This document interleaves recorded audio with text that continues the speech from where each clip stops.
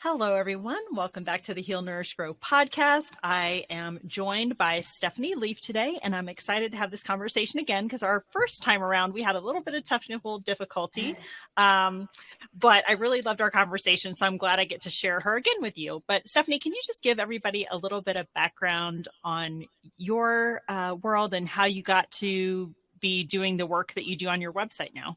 Sure. Well, I'm glad to be here and be speaking with you again. Thanks for having me.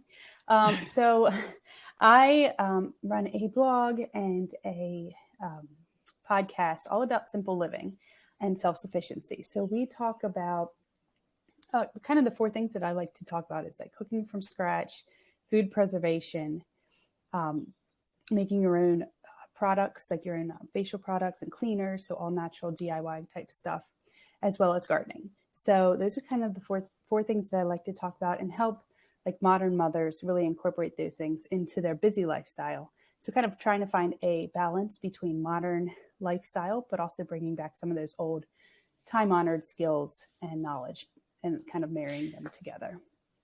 Yeah, I love the way that you do that. And I'm just curious if you found that sort of over the pandemic that you found more people searching for this kind of information or, looking to both simplify their life, but also go back to some of the practices that sort of, I guess, used to be more of a hobby thing, for lack of a better word. But I do feel like people are coming back to it more. Do you think that that's accurate? Absolutely. I think that there's a like self-sufficiency revival, if you want to call it, happening right now. And I think a lot of that's for like a couple reasons. First of all, the pandemic, people had a lot more kind of free time at home, and they were trying to find ways to just keep themselves busy, but in a healthy way. So taking up gardening or learning how to make sourdough or bake or those kinds of things was something a lot of people were turning to. And then a lot of food shortages or just trouble finding some things on the shelves kind of led a lot of people to open their eyes to maybe like this as an option of, just a way of life of being able to ensure that the family has a well-stocked food supply, being able to ensure the family has the food that they need. So it's kind of like a lot of reasons why this self-sufficiency revival is happening right now. Yeah, when it comes to, since we're talking about the food, obviously, and there are some shortages and things, but I know you like to sort of simplify things. And like me, you like to cook from scratch. Do you have any things that you've been thinking about more lately or learning about to sort of make these things easier for people to do, like putting dinner on the table every night? Any tips to make things quicker, or how do you approach all that? So yeah, I mean, cooking from scratch is a big thing that I think is really important to save money, to make sure you're, tons of benefits from just cooking from scratch and making sure that your family is eating the best food, as you know. And I think that I think a lot of people are coming to, realizing that it's important to do that because even though we're so busy and everything, but cooking from scratch doesn't have to be complicated. It can be really simple. So I like to help people. The best way that I like to tell people, or at least help people make it actually happen, is to have like a well-stocked pantry. So that's just buying ingredients instead of processed food. So just having raw ingredients, spices and broths and fruits and vegetables and canned goods and those kinds of things stocked up. And I don't mean like stockpiling, but just available so that you can cook at any given time, right? So a lot of baking goods. So if you don't have those things on hand, you're running out to the grocery store every time you need something. And that's just a really good way to have a kind of just a foundation of being able to cook from scratch. That's the one thing I tell people to do. Yeah, well-stocked pantry. Agree more. It helps a lot. And, one of the ways that you stock your pantry, we talked about this a little bit last time, is that you actually do some canning. Can you talk a little bit more about your garden and what your harvest was like this year? What have you been bringing in and what things are you going to be canning going into the fall? Yeah. So I think we talked before, we were just at the beginning of gardening season. So let's see, we did really good with tomatoes this year, which some years it's, I don't know, some years we haven't had a good harvest. We've had a pretty good harvest this year and a lot more on the paste tomatoes. So we're going to be doing a lot of sauce. The way that I'm doing that is tomatoes tend to just come in kind of like waves. So I take them off the vine and I core them and I just throw them in the freezer. And then, so I have several gallons of tomatoes in my freezer, and we're probably going to be doing sauce maybe next week, if not the week after. So in like 2 weeks from now when we're speaking, because my garden should be done by that point. And so we'll just make a bunch of sauce and then we'll be canning them. That's one thing we did. We also, we processed a lot of things that I didn't grow, like some things that I can get locally. Like we did corn, we tried corn, not nearly enough. I mean, for us to have for the whole year, but we tried corn and the deer found it. So it was like not happening. So we just bought a lot of, like, I think we did 12 dozen, 12 dozens. We bought 12 dozen ears of corn and processed that. So that's something that's from a local farm. We also did green beans as well from a local farm because we had enough to harvest for our family for like meals and stuff, but to do a big canning to stockpile us for the entire year, we had to go locally. Let's see, what else did we do? We had a strawberry. We have a strawberry patch. So we were able to do that. And so we made quite a lot of jam.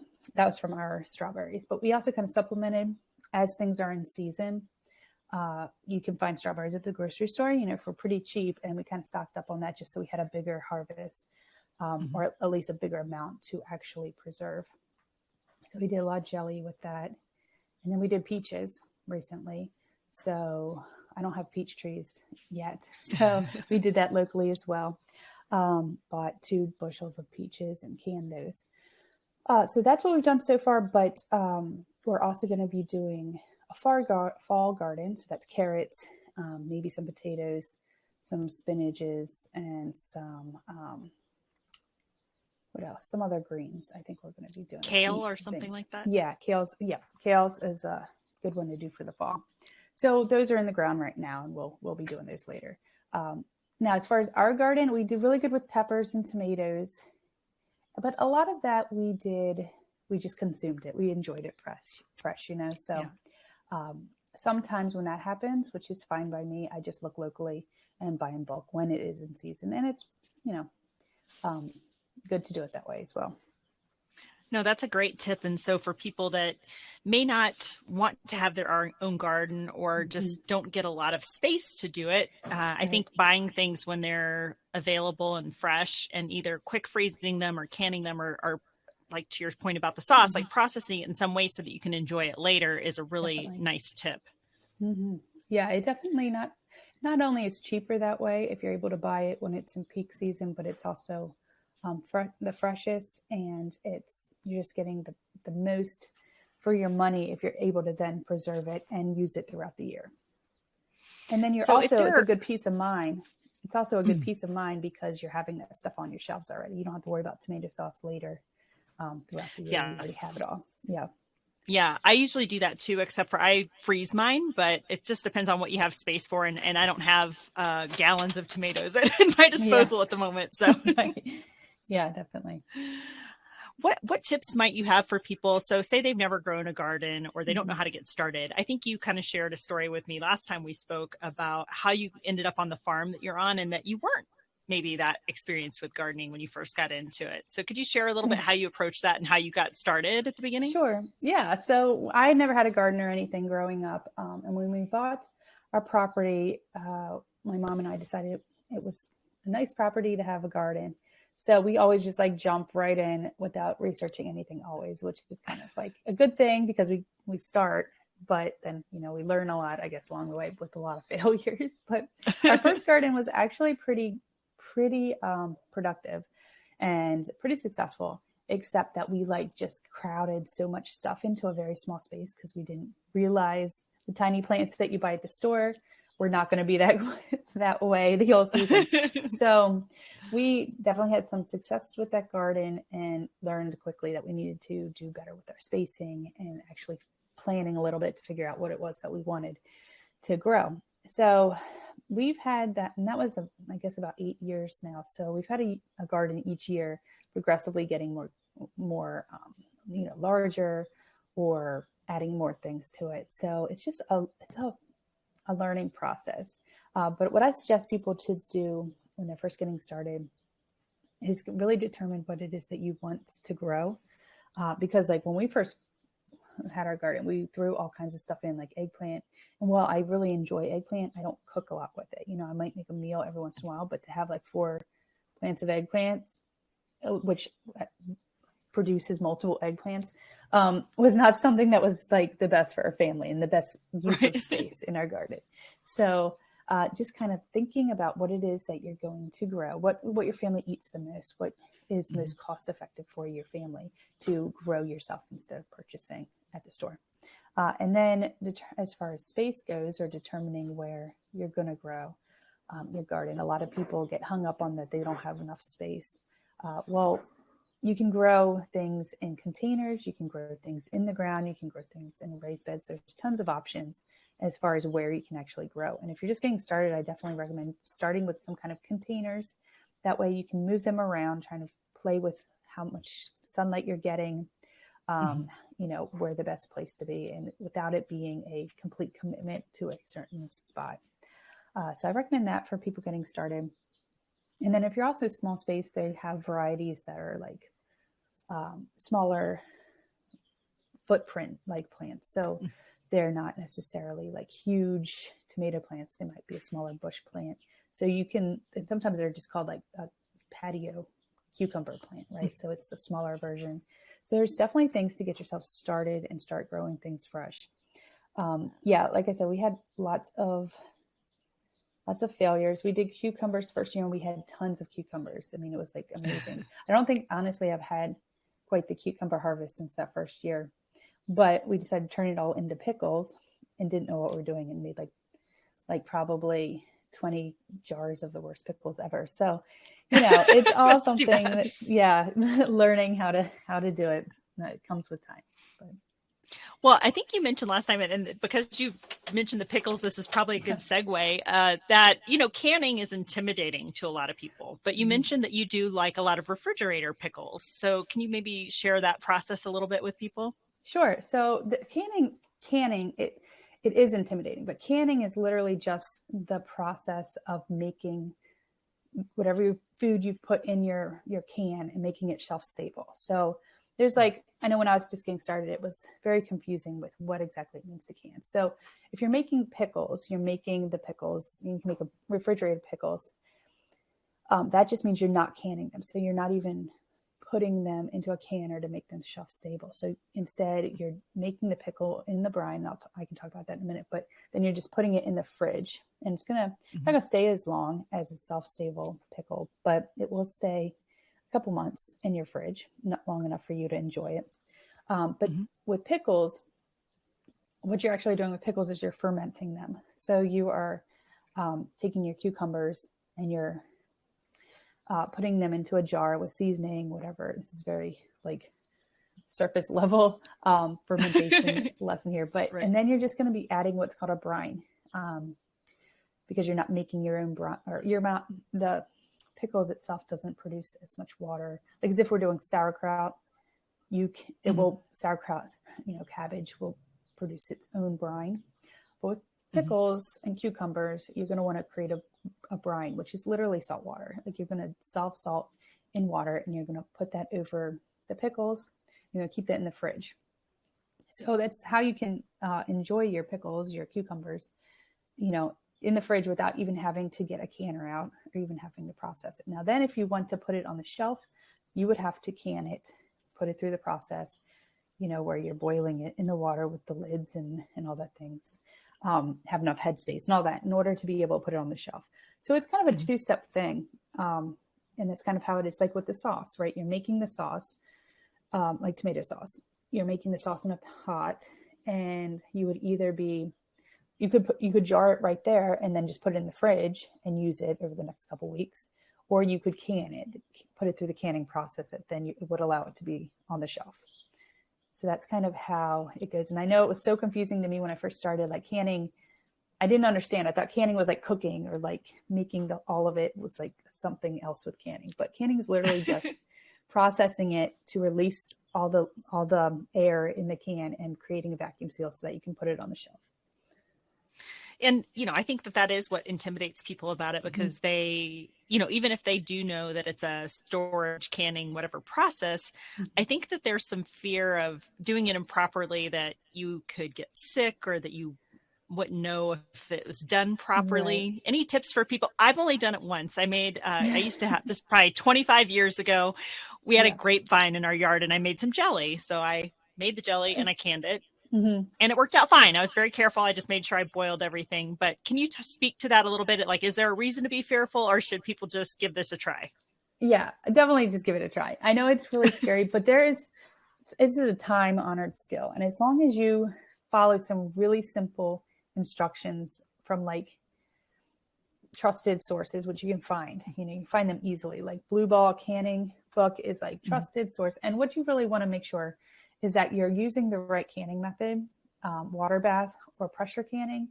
Some things you can't pressure can. Like if it's not high in acid enough, you have to pressure can it, because water bath canning, you need that pressure from the pressure canner to actually make sure that you're getting all of the possible, stuff out, bad stuff out of it. So things like broths or sweet potatoes or pumpkin meats, you have to pressure can. So just that's one thing to make sure that you're doing. If you're doing tomato sauce, you can water bath can it because it's high in acid. Peaches that I did those water bath. I just added a little lemon juice to each of the jars, and that's high enough in acid that you can water bath can it.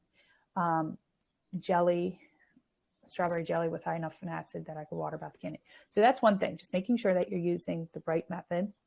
And then also you want to know if you're using the right headspace, which is just the amount of, and if you're following a recipe, it will tell you all this, the amount of space between the surface of your food and the lid of the jar.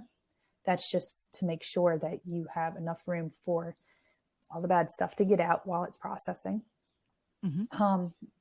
And let's see, here's some real basic things. Don't can anything that's milk based. Don't can anything that's too high in fat, like fat. If you're going to be doing soups, you can can soups. Don't thicken it with anything that will come after you take it off the shelf and you do it. There's just some real simple, basic rules. And getting sick from canned food, if you're followed the normal instructions, is very rare, like very, very rare. And I would just say, just follow some real trusted resources and don't do anything crazy. That's not like, there's crazy things all over the internet. So just make sure you're following a well-sourced. Yes, that's a good point. And when you mentioned one specific book, can you say that? Yes. When was it? Like the Blue Ball Canning is like the like highest Bible? esteem, the Bible, basically. Yes. If you get something like that, you will be fine. And it's really rare for you to get sick off something if something's properly canned, it's very rare. You're not going to, it's when you start messing with things, your own recipes and stuff like that, that you could possibly have something, go crazy. So just wait till you're a little more experienced to go off of something besides a recipe. Your own recipes. Yes. But don't be scared. Definitely give it a try. I mean, I was surprised at how actually easy it is, because a jar of 6 things of jelly to actually process it took maybe 15 minutes to actually process it. So it's not a long process. Definitely worth it, because then you save space in your refrigerator and all that stuff. No, I thought it was, like I said, I only did it once, but I thought it was very fun. And I don't know why I haven't gotten back onto it again, but I would definitely recommend that people try it, because it's just a fun process to learn. It's kind of like almost like a little hobby, or very zen, like you're, boiling things and just making sure everything's just so I liked it. Yeah. So let's see, Stephanie, we talked about, so you have 4 things that you love to talk about. We talked about gardening. Yes. We talked about cooking from scratch. Yes.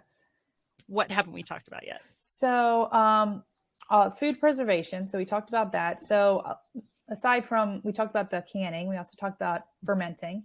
I also help and teach people how to dehydrate. That's another thing you were asking me about preserving. So all your herbs and everything, we did a lot of herbs this year. And we do those by just drying them. Either I'll just have them in like a cardboard tray somewhere that will dry, or I'll hang them. And then that's how you get like, bulk spices and everything. That's how we keep our spices at our house. That's, yeah. So not having to buy spices is nice. Let's see what else. And then freezing. Freezing, we all freeze stuff. That is a method of food preservation.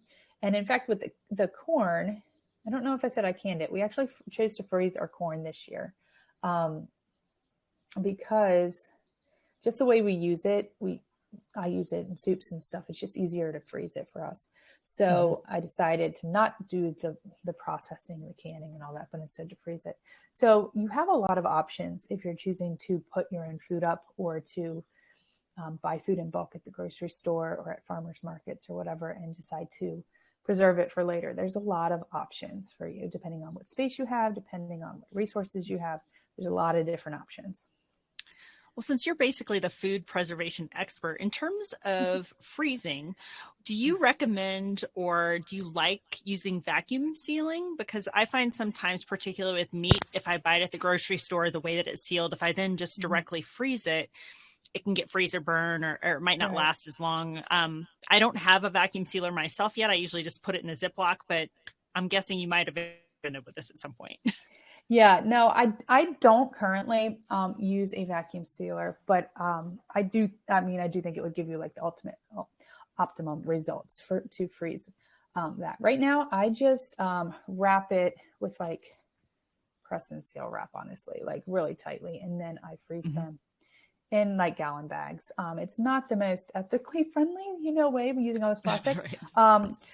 So I would prefer to use vacuum sealers. I just haven't gotten one yet. And for what we use, we cycle through our frozen food like pretty frequently.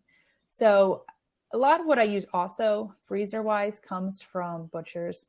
So I'm buying half a steer or something. So that stuff's already packaged and things like that in certain ways. So I will bring that home and I'll just freeze it the way that it came. But if I'm buying like chicken in bulk, I'll break it down and individually wrap it. And I won't freeze it in like the grocery store container. I definitely break it down and at least wrap it up. Probably similar to vacuum sealing, but not as, as well as what a vacuum sealer would do. So if you're able to vacuum seal, I definitely do think that would give you the best results. Okay. And then what about, you mentioned how you cycle through your frozen food. I know with our family, I always found this a little bit challenging, kind of, last in, first out sort of idea, and just managing what I need for the week. Do you have any tips for that process?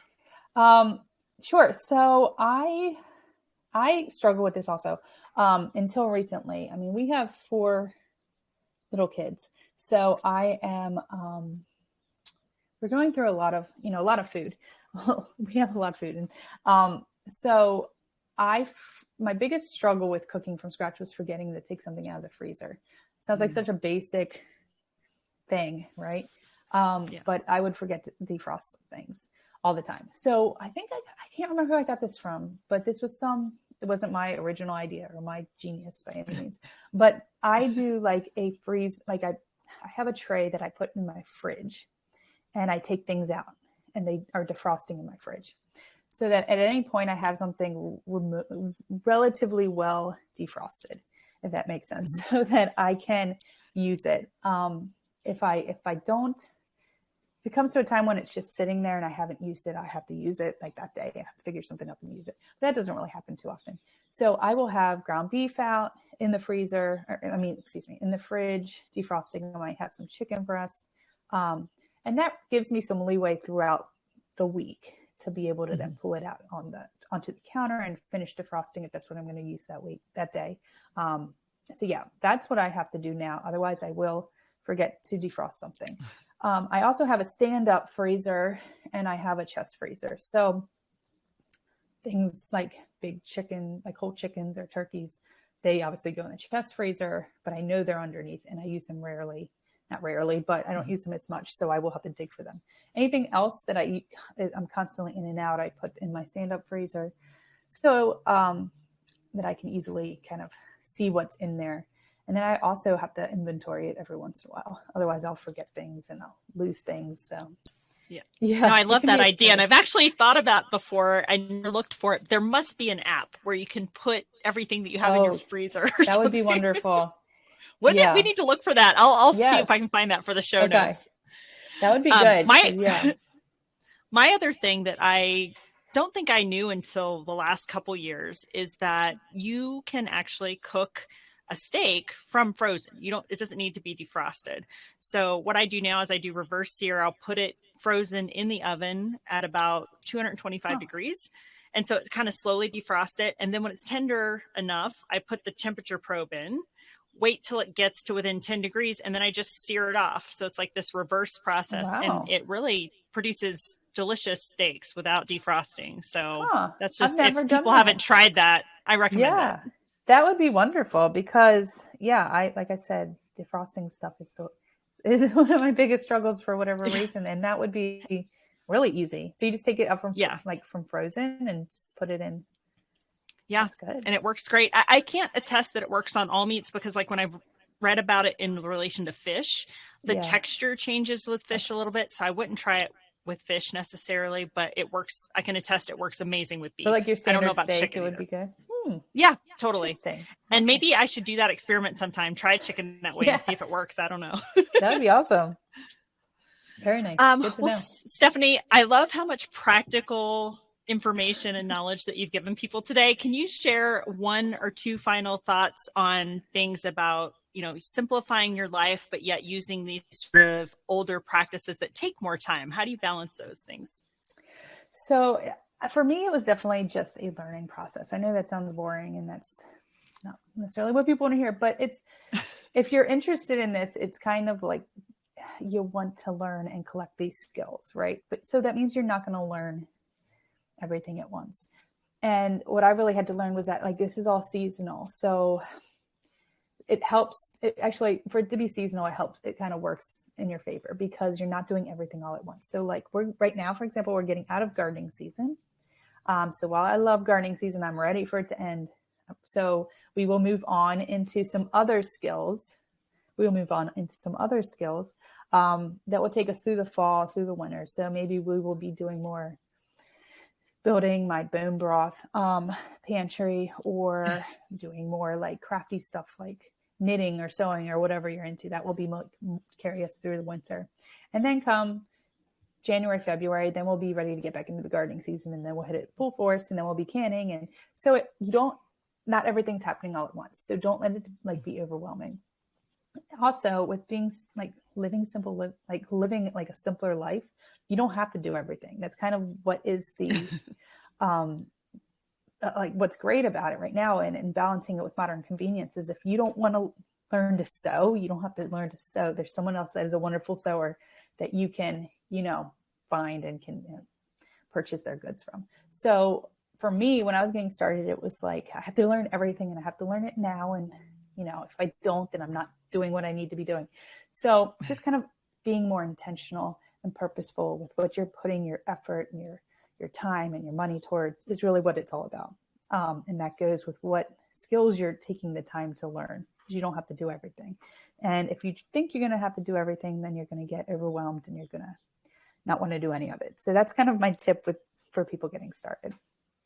Like just try one thing that seems like canning, for example. Like I'm going to try canning. That's it. Yeah. Buy the stuff at the grocery store. You don't have to grow it yet. Just try the canning thing, for example. Yes. And with canning, you don't have to do 12 cans. You can do 1 can. You can do 2 cans at once. So you can do a small pot of sauce. I totally would have gone for 12. Well, if you can, that's great. But if you usually I think I'm going to do 12 cans, and then the amount of the quantity that I actually get out of once the sauce cooks down is actually more like 2. So yeah, you can do smaller batches with canning if that's easier for you. Yeah. Yeah, no, that's a great tip, because I do think in my mind, I automatically think of my mom when I was a kid and my grandma. They would have, we had huge like acre gardens, and they would just have jars all over the kitchen and all this stuff. And I think that is what people think of it as a lot. Mm-hmm. Yeah, definitely. So just knowing you can do 2 is like a great tip. Yeah. And just like mastering the skills with doing like smaller batches or doing smaller amounts is definitely more achievable for some people, I think. Oh, absolutely. No, that makes Mhm. perfect sense. Well, Stephanie, can you share with everybody where they can find you? Are you active on social media? Like, what are the best ways that they can get in touch or listen to your podcast? All those sorts of things. Sure. So my blog is called Wingin It on the Homestead. You can find that. I have some recipes and things on there. And then I have a podcast called Simple Living Made Simple Podcast that I drop an episode every Sunday night. And then Simple Living Made Simple on Instagram is where I'm trying to be the most active on there and sharing as much stuff that we do. So follow me on there as well. Awesome. Well, thank you again for being willing to record this. I'm glad that it all went well this time and I get to hear all your great experience with people instead of have it like stuck in this Oh, weird no. digital world. Yes. Well, thanks so much for having me. It was a lot of fun. Yeah. All right. Take care, Stephanie. Thanks, you too.